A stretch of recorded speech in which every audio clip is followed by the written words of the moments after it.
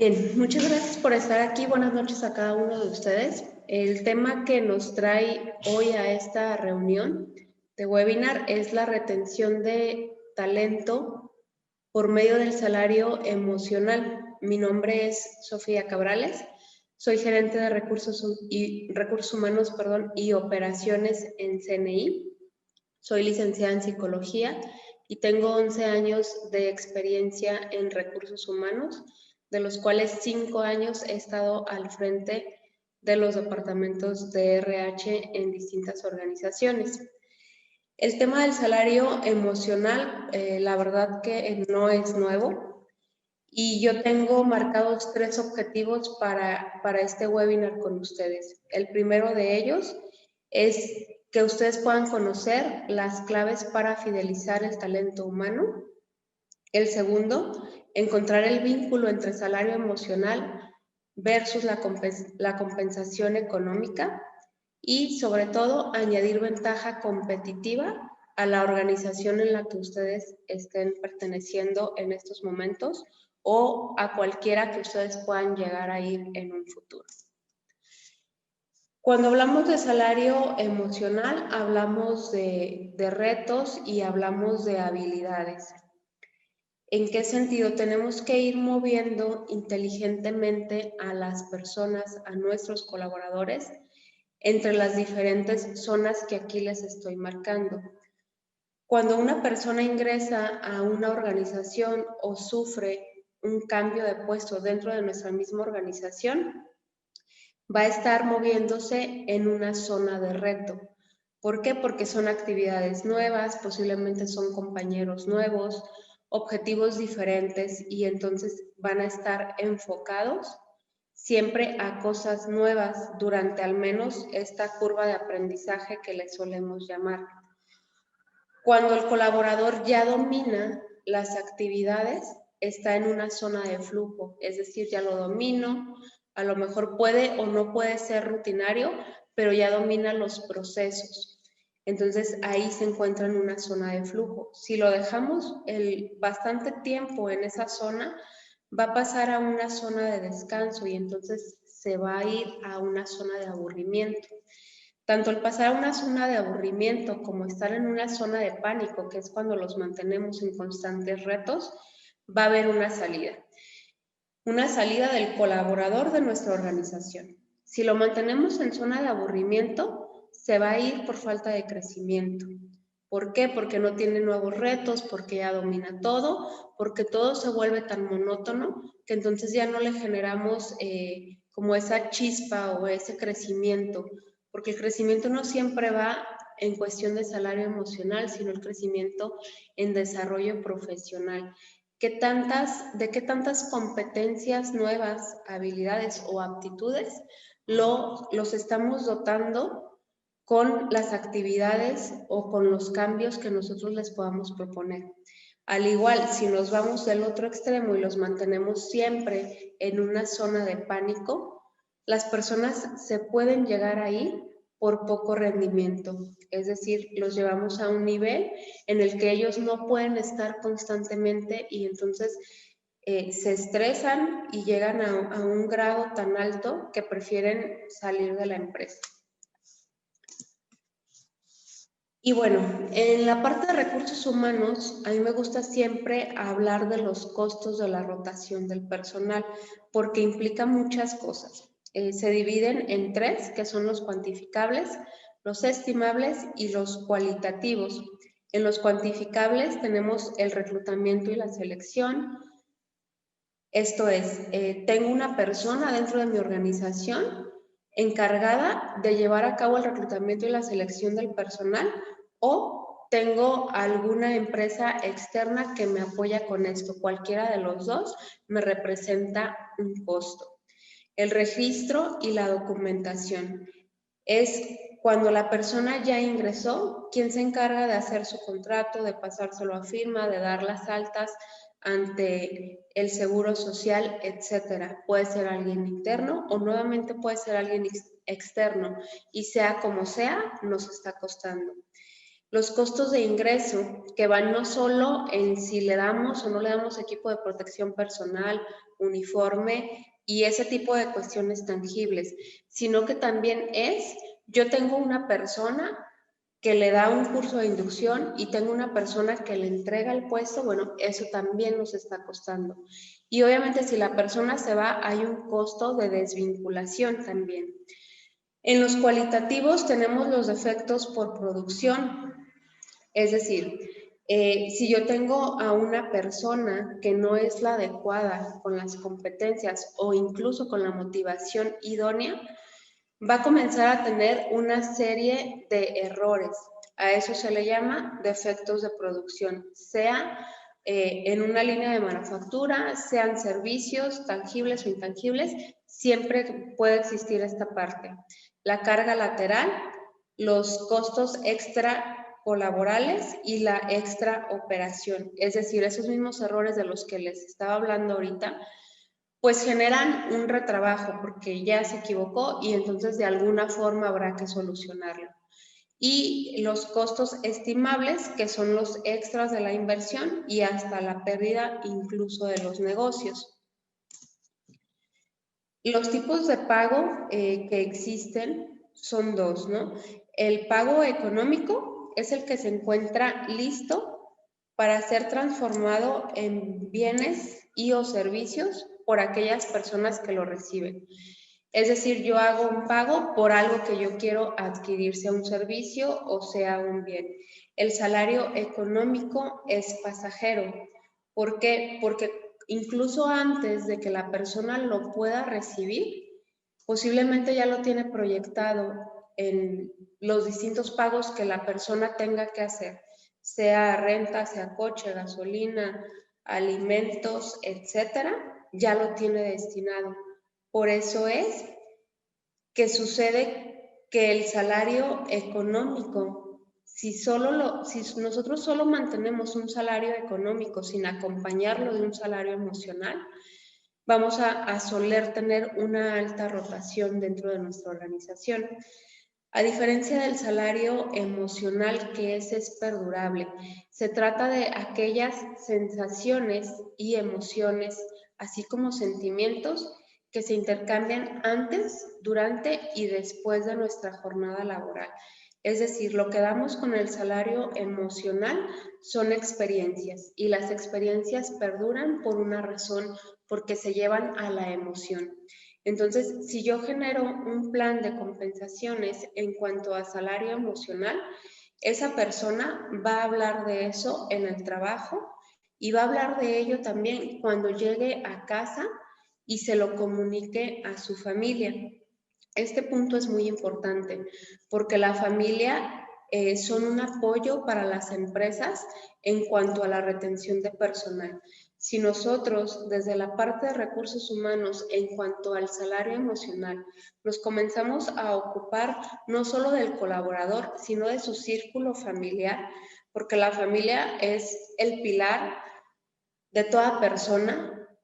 Y si, por ejemplo, hacemos planes que más adelante les voy a dar algunos ejemplos en donde involucremos a la familia, ellos mismos, al momento de que el colaborador pueda llegar a tener un mal día con nosotros, porque sí los va a tener, esa familia va a ser la que le va a decir, oye, pues espérate, acuérdate que has tenido muchos días buenos, que han hecho esto, incluso han estado en situaciones particulares y muy especiales familiarmente. Eso, créanme, que no tiene como comparación o valor alguno. Cuando podemos estar también con la familia, tenemos una adhesión del colaborador a nuestra organización muy fuerte. Y bueno, aquí enlisto una serie de beneficios que obtenemos al atender esta parte de salario emocional. Les marco aquí un incremento de ventas en un 37%, 300% más innovaciones. ¿Por qué marco la innovación? Porque un colaborador motivado va a tener ideas de mejora. Un colaborador con sentido de pertenencia va a querer estar no solo mejor él, sino que también la organización a la que él pertenece vaya evolucionando junto con él, y eso va a hacer que se acerque a las personas indicadas para poder generar nuevas propuestas. Y ello nos lleva a un incremento a la productividad, que los estudios nos hablan de un 43% de aumento, 50% menos accidentes. ¿Por qué? Porque la gente está, no es que no tengan nada que hacer, no es que el salario emocional sea como que siempre va a ser como que puro salario emocional y no va a existir la presión, sí va a existir. Sin embargo, lo que tratamos de hacer con el salario emocional es generar un equilibrio. Y entonces ese equilibrio y el sentido de pertenencia que les hablaba en la diapositiva anterior hace que la gente esté más comprometida y más enfocada, y eso repercute intrínsecamente en la reducción de los accidentes. Y por ende habrá un incremento de utilidades que se habla en un porcentaje del 33%. Y mencionando el tema del estrés, habrá un 125% menos de estrés. Y aquí me detengo un poco. Quienes pudieron acompañarnos en el webinar anterior, que fue hace 15 días, hablábamos de la norma 035 y qué importante es en estos tiempos y por qué se llevó a poner esto del estrés incluso en una norma que regula la ley. Es precisamente porque estamos llegando a unos niveles de estrés muy altos. México es de los países que liderean esa lista en cuanto al estrés. Y bueno, entonces habrá una reducción en rotación de personal hasta en un 51%. Aquí pongo algunos datos que a mí me parecen de suma importancia. El pago económico lo paga el dueño, es decir, los salarios los paga él. El pago emocional lo puede pagar el jefe inmediato, es de primera línea, pero incluso el pago emocional también se puede dar de forma lateral, es decir, entre colaboradores del mismo nivel jerárquico pueden estar sumando a este pago emocional. De ahí también lo que yo les mencionaba en la primera diapositiva, qué importante es el salario emocional cuando todos nos damos cuenta que podemos sumar a él. El pago económico depende de una sola persona, pero el éxito de la empresa siempre va a depender de cada uno de los integrantes de la misma. Y para ello hay un concepto muy fundamental y muy complicado de poder definir, y este es la felicidad. La felicidad aquí menciona es el resultado individual y único de la mezcla de factores genéticos, psicológicos y socioculturales. Si se fijan, aquí hay 3 aspectos que incluso hablan de la carga genética, es decir, con lo que uno ya nace, lo psicológico y lo sociocultural, todo aquello que el colaborador trae de muchos años atrás antes de llegar conmigo. También menciona que es un estado subjetivo a la interpretación y experiencias de cada persona. Lo que para mí puede ser felicidad, para el otro puede no serlo. Y entonces ahí se va abriendo mucho la brecha, porque entonces si yo quiero hacer un plan ideal para mi organización asertivo en cuanto a salario emocional, por supuesto que me tengo que fijar en la gente, pero entonces, ¿cómo lo hago? Si la felicidad puede variar de persona en persona, más adelante van a ver algunas diapositivas en cómo se secciona en generaciones y así va a ser mucho más sencillo.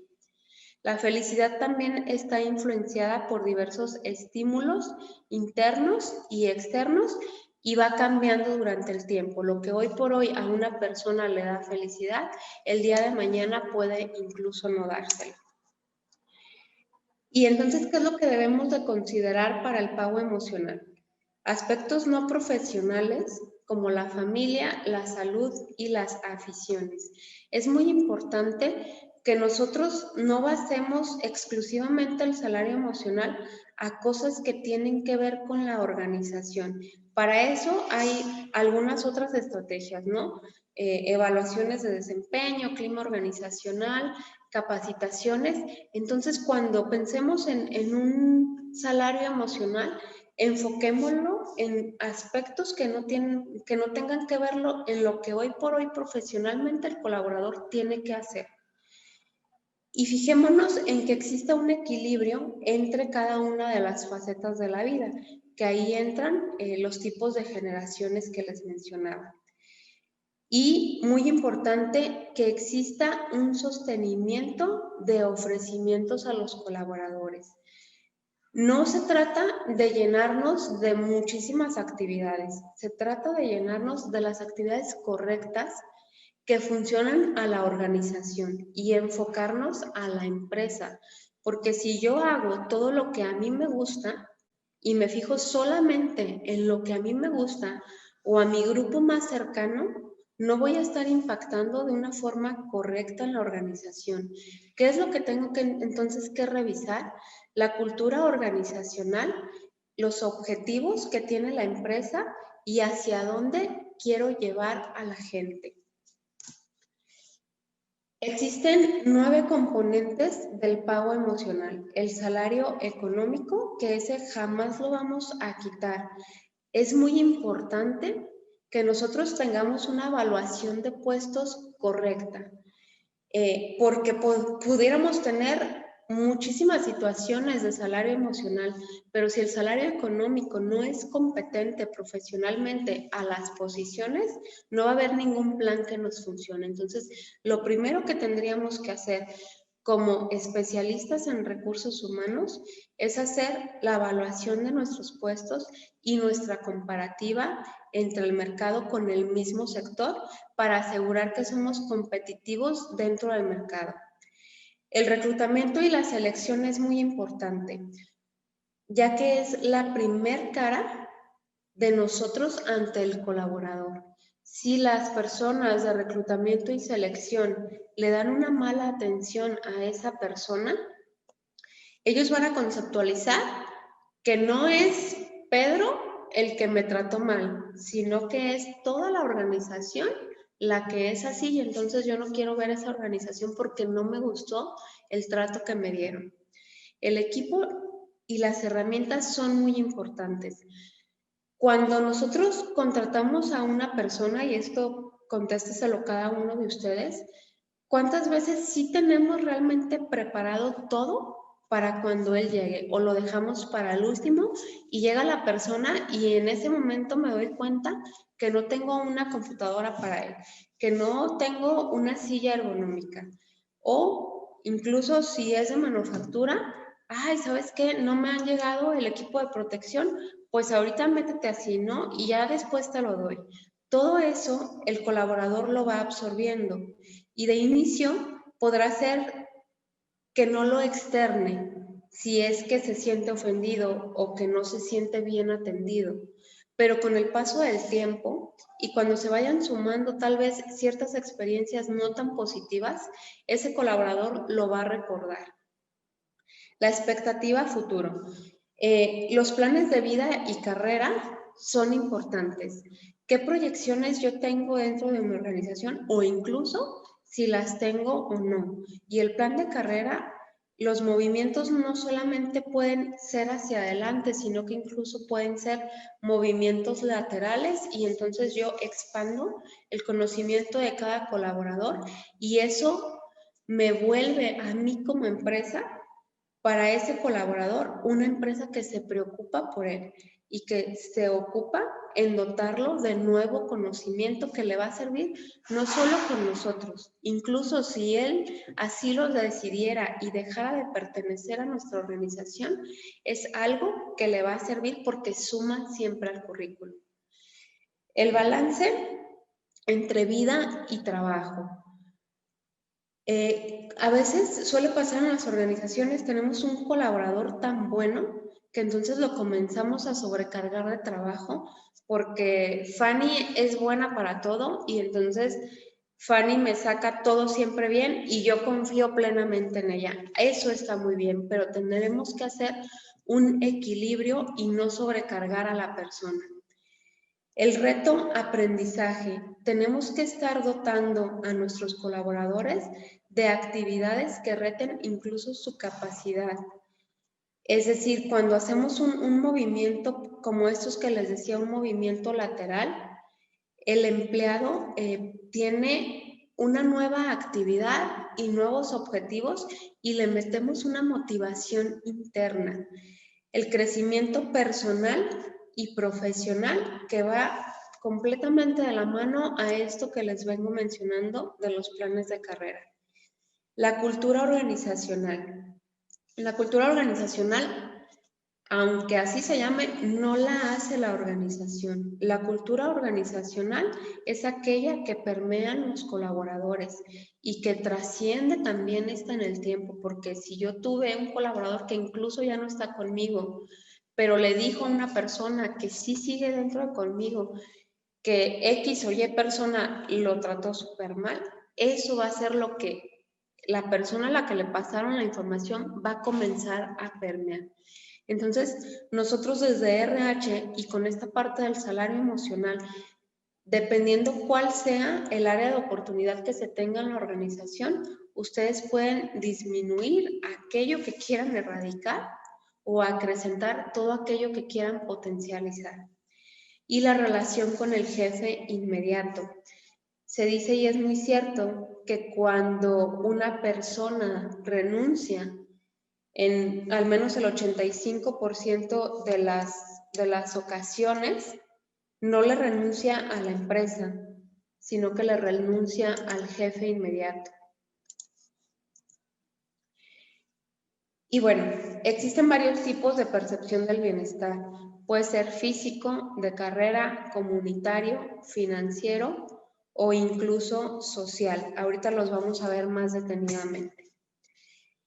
Y aquí quiero hablar acerca del liderazgo y la personalidad que menciona el modelo PERMA.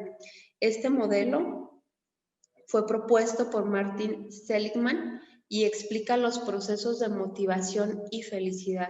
Ya vimos hace algunas diapositivas la definición de felicidad. Este modelo habla de 5 componentes. Las emociones positivas que menciona son aquellas que dan sentido de autorrealización y ahí metemos la felicidad. Cuando nosotros nos llegamos a sentir felices, sentimos que nos llenamos de energía y podemos ser incluso más productivos que en un panorama normal. El compromiso son actividades que permiten adaptarse a la rutina diaria. Las relaciones positivas son un elemento crucial para llegar a tener una vida plena y significativa. Por eso es tan importante trabajar en las relaciones que hay dentro de la organización y no solo que las personas del mismo departamento se la lleven bien, sino que la relación sea sana entre los diferentes departamentos de la organización. Generarles un sentido que pueden ofrecer al mundo. Yo he tenido varios colaboradores bajo mi cargo durante los 11 años que les menciono que tengo de experiencia y, por ejemplo, yo he visto potencial en algunas personas y me acerco a ellas y trato no de sugerirles ni de pedirles que hagan algo más, pero sí por lo menos de sondear qué es lo que ellos buscan, porque nosotros podemos proyectar a una persona y la vemos por todas las habilidades que tiene en puestos de mayor responsabilidad, pero si esa persona no lo tiene como un plan de vida, pues no se lo vamos a poder otorgar nosotros. Por eso es importante escuchar a la gente, ellos qué quieren y qué nosotros vemos y acompañar eso e irlo desarrollando. Y la generación de logros. Los logros tienen que ser realistas, pero también tienen que ser ambiciosos. Cuando ustedes pongan un objetivo a una persona o incluso que lo puedan fijar al puesto y tienen varias personas dentro de la organización en ese puesto, procuren que esos objetivos siempre sean ambiciosos para la organización y ambiciosos también para las personas que tienen que ejecutar las actividades.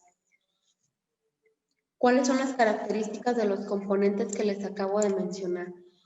Todas contribuyen al bienestar. Deben de ser elegidas por las personas por su propio bien, lo que les comentaba justo ahorita. Y se mide y define de forma independiente al resto de los componentes del modelo. Y entramos a la parte de la diversidad generacional dentro de la empresa. Y aquí dice, lo distinto puede ayudarnos a alcanzar el éxito. ¿Cuántas veces como líderes o incluso como compañeros decimos, ay, no, o sea, la verdad, yo con esta persona no puedo, no soy afín, y creemos incluso que solo nos están poniendo el pie?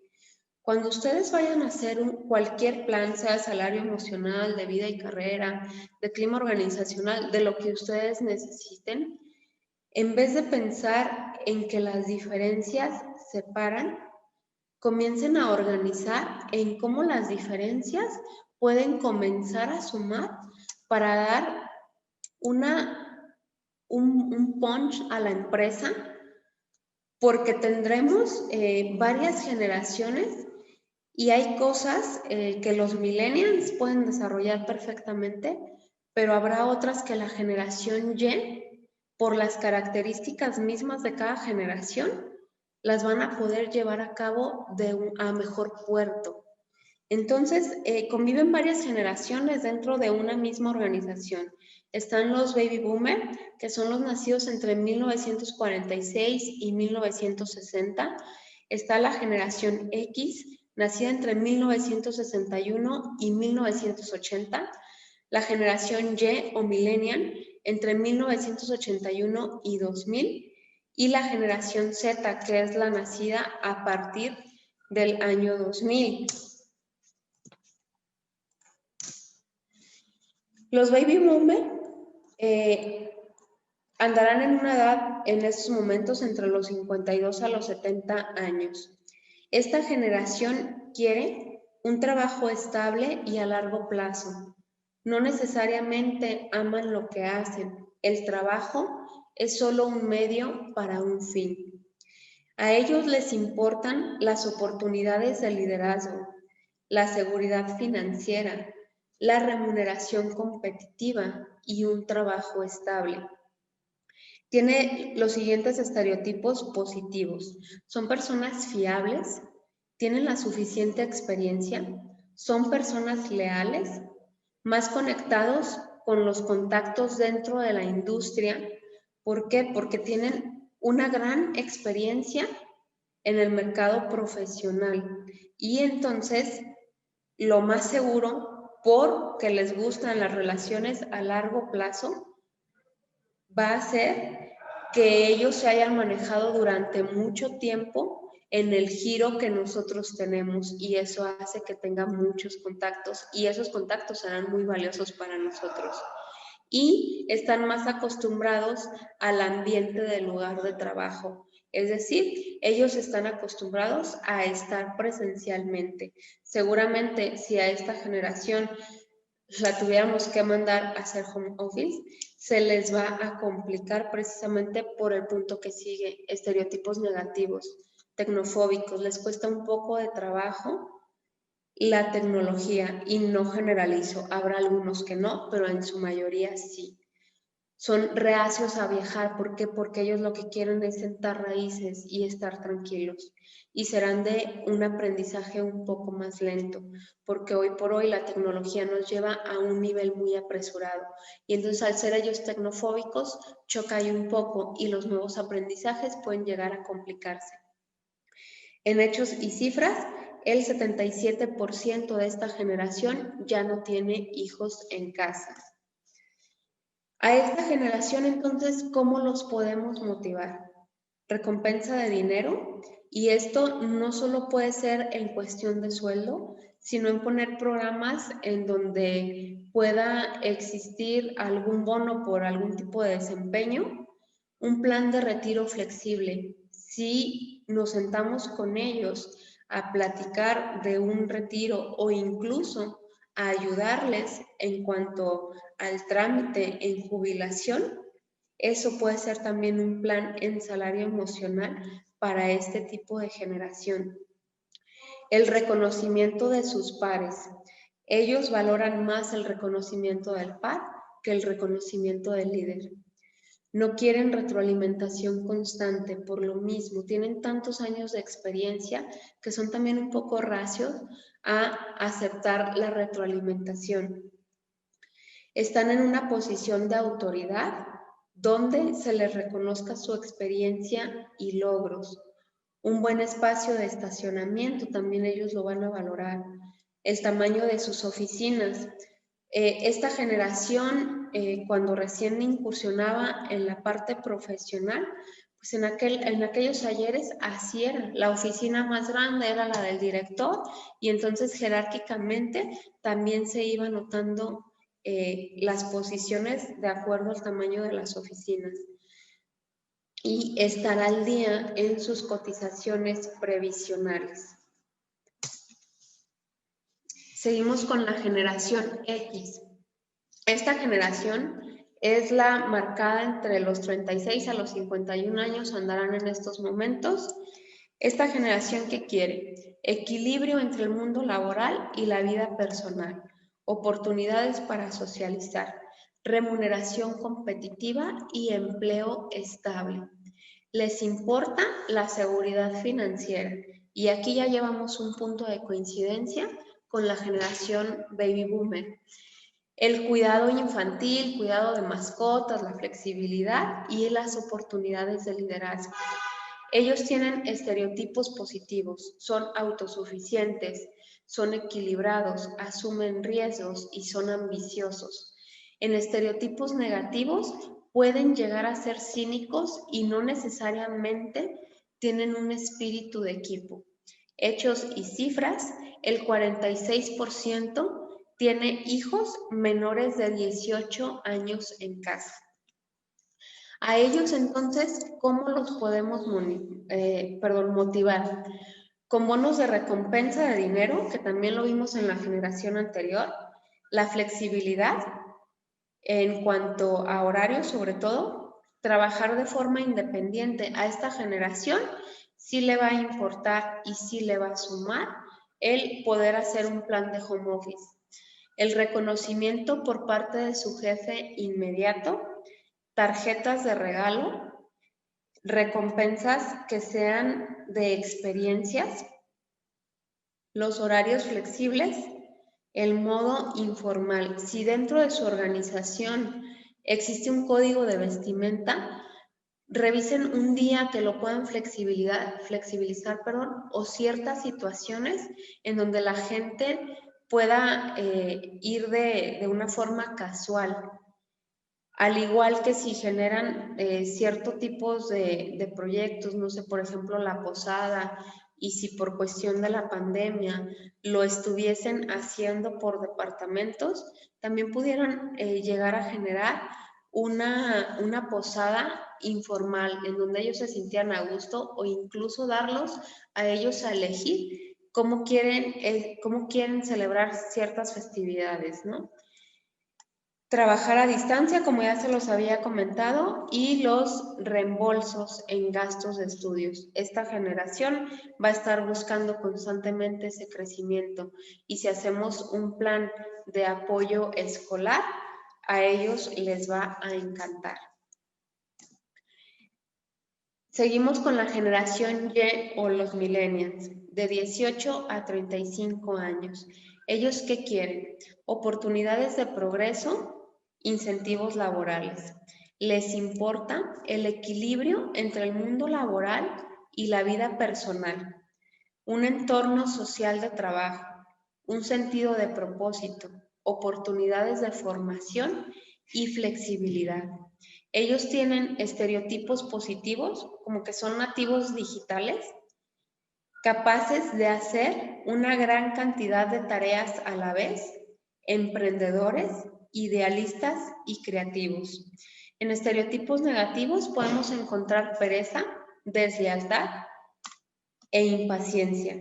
Hechos y cifras, el 46% de esta generación cree que debería estar progresando dentro de la compañía después de 1 o 2 años.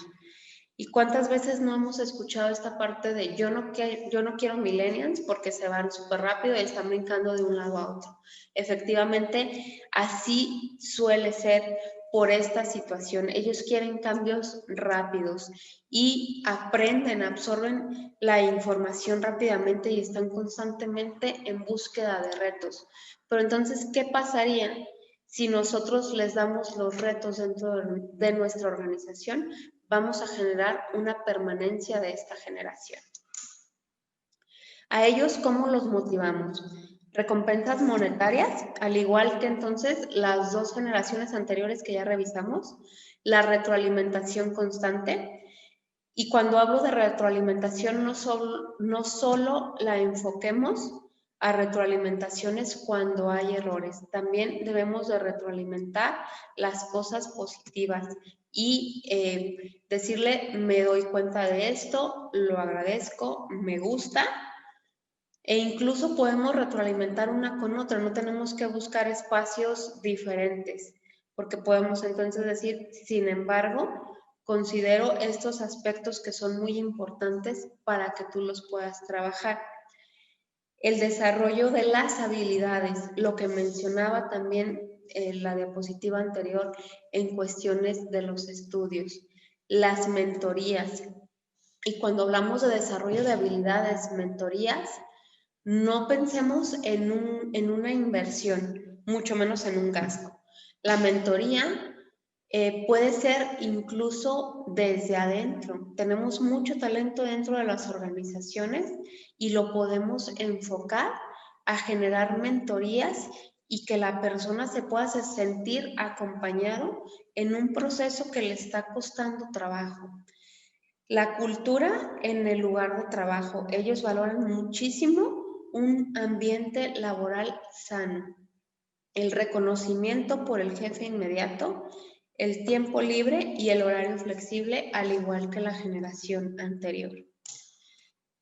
Tenemos la generación Z o los centennials, que están ahorita entre 7 a 17 años. Es la próxima generación que va a entrar al mundo laboral. Son verdaderos nativos digitales. Ellos sí nacieron con la tecnología, creyentes de la autodeterminación, creativos y sobreinformados. ¿Ellos qué van a buscar? Un equilibrio entre el mundo laboral y la vida personal, que si se fijan ese punto lo tienen en coincidencia todas las generaciones. También van a buscar un ambiente de trabajo que les estimule la flexibilidad, un lugar de trabajo diverso y un sentido de propósito. A ellos los podremos motivar con recompensas sociales, la mentoría o retroalimentación constante, al igual que los millennials, un trabajo que tenga un sentido, los proyectos emocionantes y la tecnología. Como ellos nacieron con la tecnología de lleno, ellos van a ser capaces de manejar incluso 3 tecnologías a la vez. Y eso, pues lo podemos potencializar en mayor rentabilidad, mayor productividad y muchísimas cosas si lo sabemos enfocar. Y aquí yo pongo una serie de tips multigeneracionales, es decir, cosas que podemos implementar y llegar a varias de las generaciones. Habrá que considerar la inversión en plataformas online donde los colaboradores puedan compartir sus logros. Hay una parte que incluso yo he podido trabajar en algunas organizaciones que se le llama intranet, en donde en esa intranet yo puedo subir los cumpleaños, los aniversarios, puedo poner incluso espacios para que el colaborador pueda compartir alguna frase, o incluso pudiéramos apoyar a los colaboradores diciéndoles, bueno, si tú quieres vender una casa o quieres rentar una casa, vender un coche, yo te doy un espacio que sea como un aviso de ocasión en donde podamos manejar eso y lo puedan sentir ellos como un apoyo. Entender los estilos de trabajo individuales y cómo les gusta a las personas que reconozcan sus logros. Tenemos que sí sentarnos y hacer un análisis de qué generación es la que predomina dentro de mi organización, qué cultura organizacional estamos teniendo. Y esos dos factores, créanme que les van a dar la luz para saber a dónde enfocar cada uno de sus proyectos. Hacer del cliente una prioridad mutua, porque en cuántas organizaciones no vemos que el dueño, los directivos, los altos mandos de la organización, pues sí tienen bien tatuado el que el cliente es lo más importante, pero vemos a los colaboradores y para ellos no. Entonces tenemos que empezar a permear toda esa cultura dentro de los colaboradores, porque si no lo hacemos, pues no vamos a poder dar un buen servicio porque ellos creen que no es lo más importante. El equilibrio entre la vida personal y la vida laboral. Aquí, por ejemplo, pueden hacer alguna política de días de descanso adicionales a los que marca la ley. Pueden dar días por matrimonio civil, días por fallecimiento de familiares, etcétera, etcétera, ¿no? Comenzar un programa de mentoría inversa en donde cada colaborador sea un mentor. Yo soy mentor de alguien y alguien es mi mentor. Y entonces vamos a comenzar a generar un trabajo en equipo. Encuestar a los colaboradores de todos los niveles en la organización para obtener una visión 360 grados de la cultura. Porque yo he visto muchas personas y muchas organizaciones en donde le preguntan a los líderes, ¿no? En tu departamento, ¿qué es lo que ves? Y entonces nos quedamos con la percepción de varias personas, pero solo una de cada área. Entonces habrá que enfocarnos al menos en una muestra más grande. Si es que la empresa es muy grande, entiendo que va a ser complicado preguntar a todos, pero sí al menos generar una muestra más grande que nos dé más certeza de realmente en dónde estamos parados. La gestión del rendimiento y la fidelización del capital humano. Y aquí pongo ideas de bajo o nulo presupuesto para implementar dentro de la organización. La flexibilidad de horario y tiene que ver no únicamente con poder o no poder hacer home office, sino podemos, a lo mejor dependiendo de la operación de la empresa, hay algunas que dicen, bueno, los viernes nos vamos a las 4, ¿no? Eso puede ser. Existen también los días económicos, lo que les hablaba hace ratito, generar alguna política, algo que esté por escrito, no solo que yo se los diga o se los mande por correo, porque entonces el día que yo no esté, no va a ser algo institucional y posiblemente la persona que llegue en mi lugar no lo ve que tenga algún sentido propositivo y lo va a quitar. Entonces es muy importante que nosotros lo hagamos en formatos institucionales, incluso si podemos obtener la firma del director de la empresa o de quien lo tenga que autorizar, que exista para que el colaborador perciba que no va a ser algo cambiante, sino que es algo permanente. Esos días económicos pudieran ser por días de cumpleaños propios o día de los hijos, el día de las madres lo pudieran dar incluso. Facilidades en el horario de comida. Entiendo que hay organizaciones y procesos en donde pues cierta área se tiene que ir a comer a esta hora o ellos siempre juntos y luego los partimos, pero tratemos de derrotar o si podemos dar a elegir, por ejemplo, a la gente, si alguien ingresa y ustedes tienen esa posibilidad y le preguntan, oye, ¿a qué hora sueles comer? Y tratar de acomodarlo en ese horario va a ser muy valioso. Facilidades de ocio, el teletrabajo, el estacionamiento, como se los mencioné, y gastos de guardería. Eso de gastos de guardería obviamente va a pegar en las generaciones que tienen hijos en edad escolar. Y los programas no necesariamente tienen que ser todos para toda la organización. Puedo, por ejemplo, si los puedo apoyar con guardería, bueno, genero apoyo de guardería para esta generación y para los baby boomer, entonces genero lo del estacionamiento, y si yo tengo un estacionamiento propio, pues entonces lo puedo poner por puestos, y a los baby boomer los pongo lo más cercano posible a la entrada de acceso principal a la organización. Existen, por ejemplo, podemos hacer zonas de ocio. Hay organizaciones muy grandes que tienen gimnasios dentro. Hay otras que hacen alianzas con gimnasios y entonces genero descuentos con ese gimnasio y lo abro a mis colaboradores y pueden ir el día en los horarios que la jornada laboral lo permita. Actividades extralaborales. Juntos, toda la empresa, por departamentos, o pueden lanzar programas como el colaborador del mes, y entonces habrá una actividad extralaboral para quien gane ese reconocimiento de manera mensual, de manera que tendremos 12 al finalizar el año. Las promociones internas.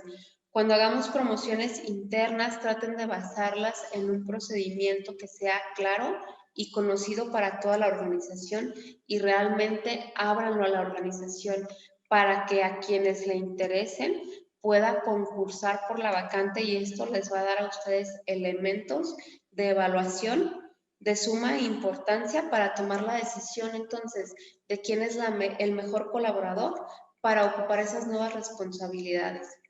Las reuniones, la formación personal, estos planes de estudio que les mencionaba, o las mentorías, el transporte de personal, e incluso si no tenemos un transporte interno, ¿cuántas veces no hay departamentos o personas que en cierre de mes, por ejemplo los contadores, pues suelen irse muy tarde? Y si sabemos que tenemos gente en ese departamento que no tiene un coche, ¿por qué no ofrecernos en pagar el Uber si es que tenemos el dinero para poder hacerlo? O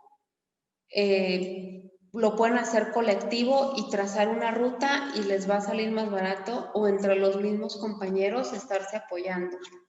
El plan de carrera, incentivos de bienestar e incluso convenios de beneficios, no solo como los que les mencioné arriba de gimnasios, sino que pueden hacer convenios en diferentes rubros. Puede ser gastronomía, puede ser vestido, educación, viajes, y ahí lo pueden ir a hacer un convenio de beneficios con diferentes empresas y abordar cada una de las generaciones que les mencionaba. Y bueno, para finalizar la presentación y poder comenzar a responder si es que tienen alguna pregunta, dejo esta frase que para mí es muy poderosa. El pago económico atrae al equipo, pero el pago emocional los mantiene productivos y motivados. Y recuerden siempre evaluar sus resultados. Siempre que generemos un plan, y hablo específicamente de salario emocional porque es el tema que nos atrae hoy, habrá que evaluar cómo estábamos antes, para qué lo quiero hacer, y tendré como recursos humanos que comprobar a la alta dirección que los programas que estoy generando traen un beneficio para la organización.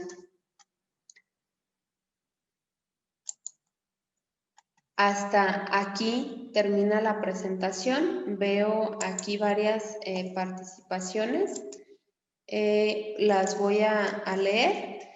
Es obligación de las empresas destinar como parte de su presupuesto el salario emocional, y el salario emocional está regulado de parte de la Secretaría del Trabajo para que las empresas lo ofrezcan a sus colaboradores. No, Luis, no es algo obligatorio. Sin embargo, por ejemplo, cuando hablamos de una empresa socialmente responsable o incluso de la norma 035, se van a poder dar cuenta porque la norma te pide un programa de mejoramiento de acuerdo a los resultados que hayamos tenido. Entonces, el salario emocional te va a ayudar a comprobar, y la norma 035 es auditable para la Secretaría, pero te va a sumar a tu clima, te va a sumar a tu norma 035. Y también Luis Oscar me pregunta que si les podemos compartir la presentación. Sí, claro que sí. Se las comparten. No estoy segura que lo podamos hacer el día de mañana, pero sí dentro de la siguiente semana, con todo gusto se las podemos compartir. Aquí tengo algunas otras. Ya, bueno, creo que había algunos problemas de audio, pero estaba la persona de marketing atendiendo esas situaciones. Los datos de las generaciones, ¿de dónde las obtienes? Hay toda una literatura, Isabel, si quieres, con gusto, yo le pregunto a la gente que va a tener la base de datos, que me pase tu correo y te comparto alguna de las literaturas donde tú puedes ahondar más en cada una de las generaciones.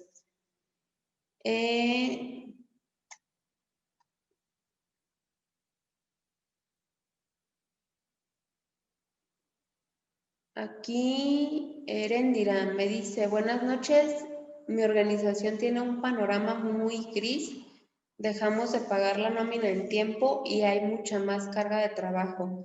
Los líderes tienen un estilo de liderazgo correcto.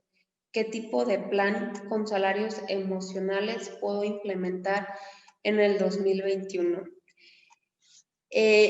Pues mira, como les mencionaba, el pago económico no lo vamos a quitar con nada. Puedes implementar muchas cosas que no te impliquen una inversión económica, pero lo que sí yo te sugiero y es lo más sano es que primero tengas la parte económica regulada y eso lo pueden hacer con varios planes, porque por ejemplo leo aquí que me dices que tienen mucha carga de trabajo.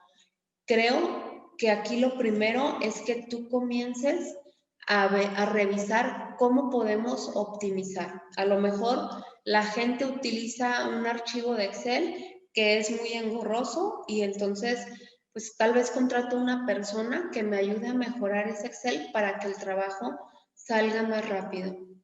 Si es en una línea de producción y la gente se equivoca mucho, bueno, entonces a lo mejor ahí cabría la necesidad de que la inversión fuera en personal de calidad, que me pueda detectar de manera pronta que la situación no se salga de la mano con estos procesos de calidad para que entonces no le repercuta a la empresa y de esa forma yo ayudo a la empresa a que pueda enfocar recursos monetarios al pago de la nómina.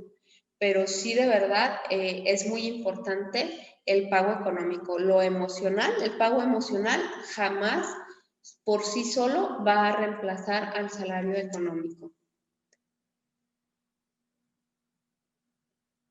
¿Cómo motivar a los centennials? Esta es una generación olvidada, pero en definitiva es la más genial, me menciona también Isabel. Te puedo compartir la información de los centennials y de cada una de las generaciones que ustedes tengan más, pueden comenzar a leer más de ellos. Yo siempre sugiero encuestas que pueden ser muy sencillas, porque también de repente como recursos humanos, pues existen momentos donde se nos va mermando la creatividad, ¿no? Y necesitamos como esa ayuda. Por ejemplo, si yo año con año hago un intercambio en la organización y siempre se ha determinado por mí de qué va a ser el intercambio este año, lo abro y pregunto a ti de cuánto dinero lo puedes hacer. Y les sugiero que las encuestas no las hagan abiertas porque van a tener una diversidad muy grande de opciones y va a ser complejo dar gusto a todos. Entonces, háganlo por opciones, pero tomen siempre en cuenta a la gente. Mile también dice excelente presentación, muchas gracias. ¿Algún libro que recomiendes? Sí, Mile, si gustan, me puedo comprometer con cada uno de los que estamos aquí conectados en mandarles una serie de libros e incluso puedo llegar a tener algunos en digital, compartírselos por ese medio. Muchas gracias.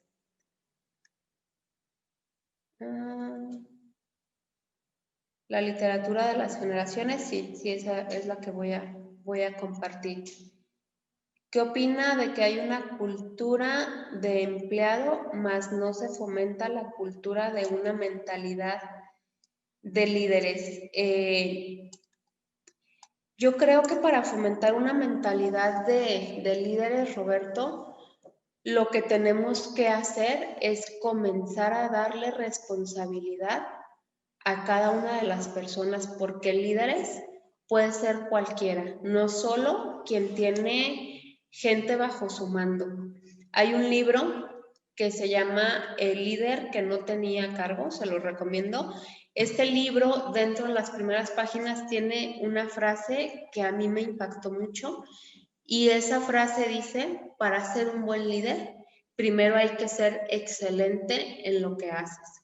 Y eso lo puede ser cualquiera. Es la mentalidad que yo les sugiero comiencen a permear dentro de la organización y no se peleen con los diferentes tipos de mentalidades porque habrá quien acepte nuestros programas, habrá quien no les gusten. Entonces, con y a pesar de, sigan ustedes caminando siempre enfocados en el propósito de la organización.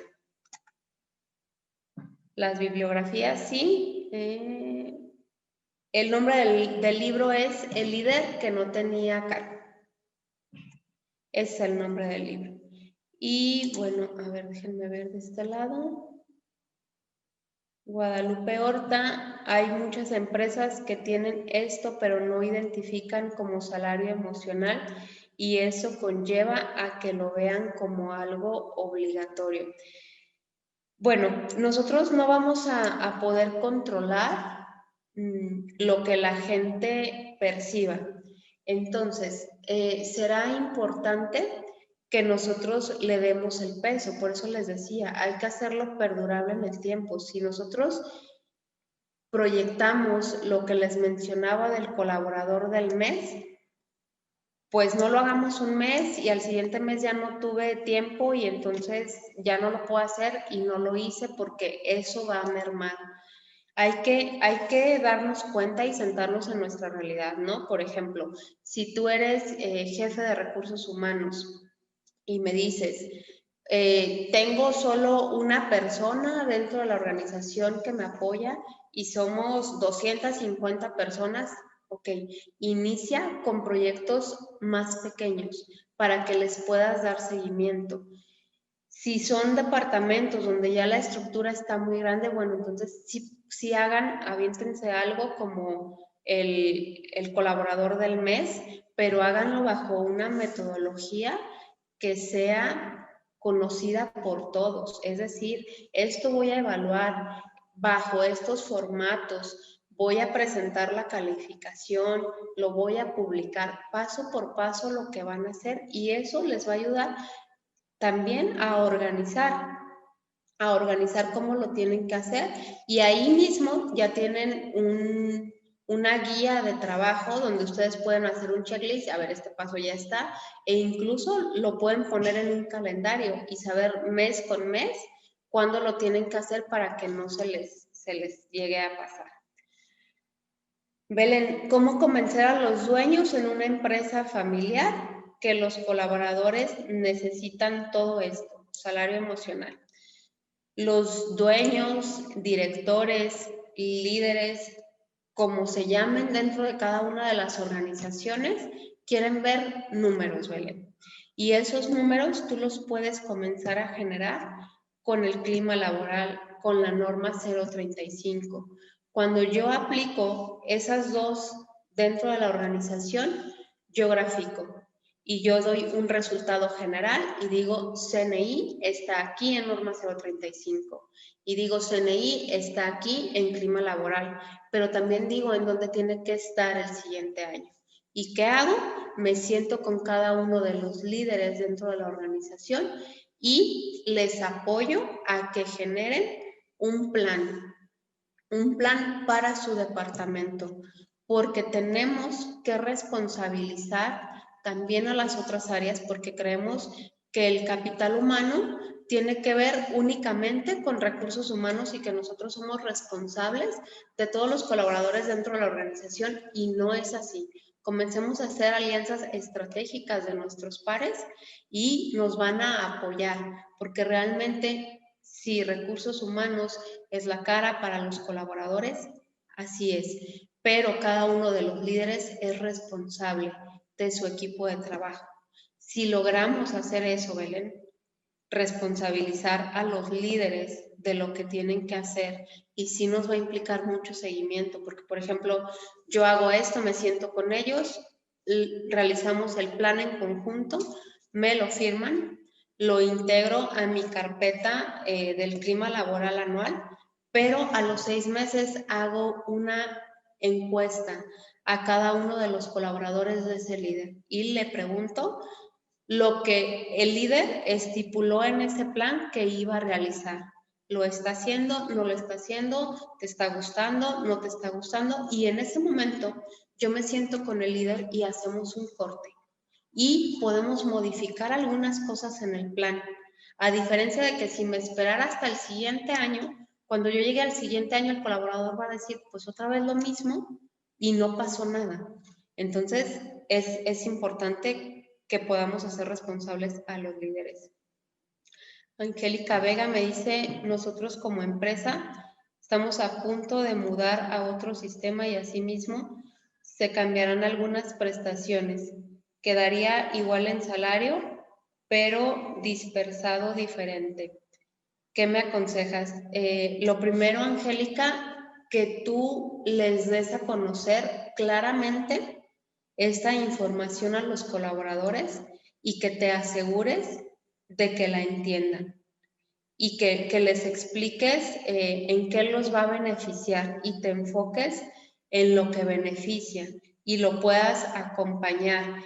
Si se los vas a dar a conocer en enero, pues te aconsejo que en lo que resta de diciembre puedas armar algún plan de acuerdo al tipo de generaciones que tengas dentro de la organización que te ayude a equilibrar esta parte y que no lo sientan como tan inmediato o tan agresivo. Bueno, creo que he respondido todas las preguntas que teníamos hasta aquí. Mi gente en CNI que me apoya con la base de datos, me va a compartir o yo les paso los links a ellos para que se los hagan llegar de lo que me acabo de comprometer en cuanto a la literatura. Y si quieren, ahí mismo les pongo el nombre del libro por si a alguien se le pasó y lo quieren conseguir. Por mi parte sería todo. Les agradezco mucho su presencia y bueno, los invito a seguir al pendiente de las redes de CNI, ya que constantemente tenemos webinar y muchas otras cuestiones que les pueden apoyar a ustedes en lo que se dediquen. Muchas gracias a todos y buenas noches, y aprovecho también para desearles una feliz Navidad. Hasta luego.